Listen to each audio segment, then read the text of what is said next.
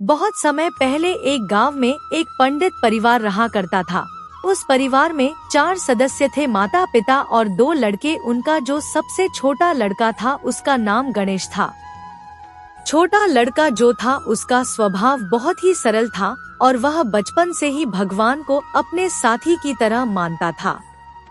वह पंडित परिवार थोड़ा गरीब था, लेकिन जो गणेश था उसको बहुत ज्यादा भूख लगती थी। कभी कभी तो वह 4 सदस्य का खाना अकेले ही खा जाता था। उसके घर वाले उससे बहुत परेशान हो गए कि ये इतना खाना क्यों खाता है और इसे इतनी भूख क्यों लगती है। एक दिन उनके घर पर एक साधु आए तो गणेश के परिवार वालों ने उनको सब बात बताई। तो साधु जी ने बोला कि इसे मेरे साथ आश्रम भेज दो, ये वहाँ पर साधुओं की सेवा भी कर लेगा और वहाँ अच्छे से भोजन भी कर लेगा। साधु जी की बात मानकर गणेश को उनके साथ भेज दिया। अब रास्ते में गणेश को फिर भूख लग आई तो साधु जी ने उन्हें खाना निकाल कर दे दिया। देखते ही देखते गणेश सारा भोजन खा गया। साधु जी ने पूछा कि तुम इतना खाना क्यों खाते हो, तो वह बोलता है कि मुझे नहीं पता, जब तक मेरा पेट नहीं भरता तब तक मैं खाता रहता हूँ। साधु जी वहाँ से फिर आश्रम के लिए निकलते हैं और कुछ दूर चलने के बाद वह दोनों आश्रम पहुँच जाते हैं। आश्रम में गणेश को खाना बनाने के लिए रख लिया गया और वह सबसे बाद में खाना खाता। ऐसे ही कई दिन निकल गए। एक दिन साधु जी ने गणेश से बोला कि आज खाना नहीं बनेगा, तो गणेश हैरानी से पूछता है क्यों?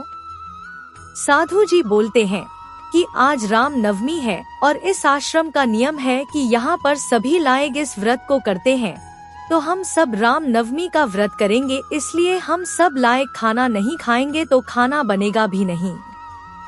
गणेश साधु जी से बोलता है कि मैं तो भूखा नहीं रह पाऊंगा। तो साधु जी उससे बोलते हैं कि एक काम करो, आश्रम से कुछ ही दूर एक नदी है, उसके पास जाकर तुम खाना बनाना और भगवान श्री राम जी को भोग लगाना और भोग लगाकर फिर तुम भी खाना खा लेना। गणेश खाने बनाने का सामान बांध कर ले जाता है और नदी के पास जाकर नहा धोकर खाना बनाकर रेडी हो जाता है। गणेश को बहुत तेज भूख लगने लगती है। वह खाना खाने ही वाला था कि उसे साधु जी की बात याद आ जाती है कि पहले भगवान श्री राम जी को भोग लगाना है। अब वह भगवान को भोग लगाने लगता है और बोलता है भगवान राम जी आइए और भोग लगाइए। बहुत समय निकल गया लेकिन भगवान नहीं आए तो वह और सरल भाव के साथ बुलाने लगा। तो भगवान माता सीता से बोलते हैं कि ये कितना भोला भक्त है, चलो इस भक्त से मिलकर आते हैं। गणेश भगवान श्री राम जी और माता सीता को देखकर सोचता है कि मैंने तो सिर्फ भगवान श्री राम जी को बुलाया था, लेकिन ये माता सीता को भी लेकर आ गए और मैंने खाना तो सिर्फ 2 लोगों का ही बनाया है। अब गणेश भगवान से बोलता है कि आप भोग लगाइए। तो भगवान इस सरल भाव को देखकर प्रसन्न हो जाते हैं और पूरा भोजन खा जाते हैं और गणेश का आशीर्वाद देकर चले जाते हैं। गणेश को खाने के लिए कुछ नहीं बचता तो वह भूखा ही रह जाता है और जब शाम को आश्रम पहुंचता है तो साधु जी उससे पूछते हैं कि तुमने खाना खा लिया?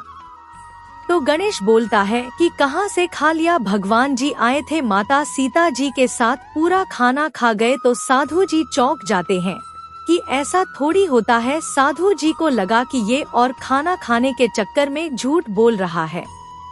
तो साधु जी गणेश से बोलते हैं कोई बात नहीं और उसे सोने के लिए बोल देते हैं। 1 साल बाद जब दोबारा से राम नवमी आती है तो इस बार भी सब व्रत रखते हैं और गणेश नदी के पास जाने की तैयारी करने लगता है, लेकिन वह इस बार ज्यादा खाना रख कर ले जाता है ताकि उसके लिए खाना बच जाए।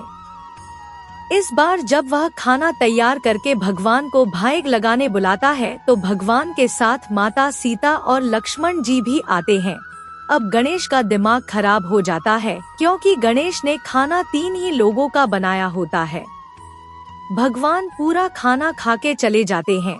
गणेश फिर से भूखा रह जाता है। जब वह आश्रम पहुंचता है तो फिर साधु जी पूछते हैं कि भाईजन हो गए? तो गणेश कहता है कि इस बार भगवान माता सीता के साथ लक्ष्मण को भी लेकर आए थे, फिर मेरे लिए खाना नहीं बचा। तो साधु जी सोचते हैं कि ऐसा कैसे हो सकता है, आज तक हमने भगवान को देखा तक नहीं है। और ये बोल रहा है कि भगवान सामने बैठकर खाना खा गए। साधु जी को गणेश की बात पर यकीन नहीं हो रहा था, तो उन्होंने सोचा कि इस बात का पता लगाया जाए। साधु जी कुछ दिन बाद गणेश को फिर भगवान को भोग लगाने नदी के पास भेजते हैं, तो वह जाता है और फिर खाना तैयार करता है और भगवान को भोग लगाने बुलाता है। लेकिन उसे यह पता नहीं रहता कि साधु जी दूर से उसे देख रहे होते हैं। कुछ समय हो जाता है, फिर भगवान श्री राम जी माता सीता जी के साथ साथ लक्ष्मण जी और हनुमान जी को भी अपने भक्त के पास आते हैं। इस बार गणेश ने 3 लोगाय को लिए खाना बनाया था, लेकिन वह हनुमान जी को और साथ लेकर आ जाते हैं।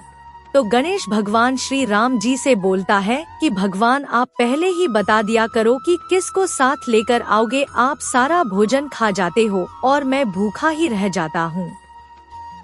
गणेश के इस भोलेपन से भगवान प्रसन्न हो जाते हैं और यह सब देखकर साधु जी भी दंग रह गए और गणेश से बोलते हैं कि जिन प्रभु को पाने के लिए हम सालों तपस्या करते हैं, हमें तब भी दर्शन नहीं हो पाए, लेकिन तुम्हारे भोलेपन और सरल स्वभाव से भगवान को स्वयं भोग लगाने आना पड़ा। जिस प्रकार गणेश ने भगवान श्री राम जी को बुलाने के लिए लगातार प्रयास किया और जब तक वह नहीं आए तब तक लगातार प्रयास करता रहा, लेकिन भगवान को साक्षात भोग लगाने के लिए बुला ही लिया अपने सरल स्वभाव और लगातार प्रयास के द्वारा। उसी तरह हमें भी अपने लक्ष्य के प्रति लगातार प्रयास करना होगा।